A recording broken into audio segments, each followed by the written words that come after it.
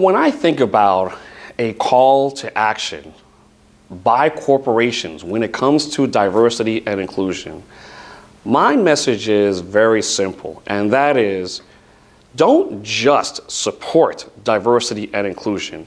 You must champion it. There is a difference between a supporter and a champion.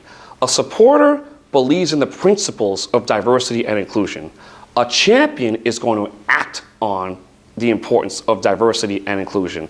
And by acting on it, it means that being conscious that when you're looking for diverse candidates or candidates that can accomplish the work that needs to be done, that it's not just about going to the person to your right or to your left who may not be diverse, but they may be in that close-knit circle, and asking them who they know.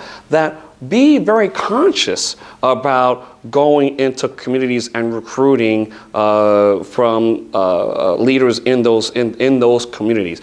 Because one thing that I know with absolute certainty, and that is we have qualified leaders in our communities who can achieve and exceed if given the opportunity. But that means that corporations must become champions of diversity and inclusion, and that means being very conscious about where they go to seek diverse talents, where they go to make sure that they're getting the right information to cultivate their internal talent pool, what they do to make sure that we are mentoring and sponsoring a pipeline of development so that as our leaders move up the corporate ladder, that there is a conscious effort to make sure that those pipelines are there. Because the reality is that there is still unconscious bias that is out there,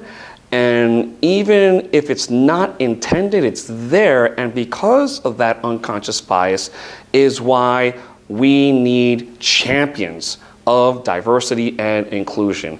And so my call to action for corporate America is, don't just be a supporter of diversity and inclusion, be a champion of diversity and inclusion.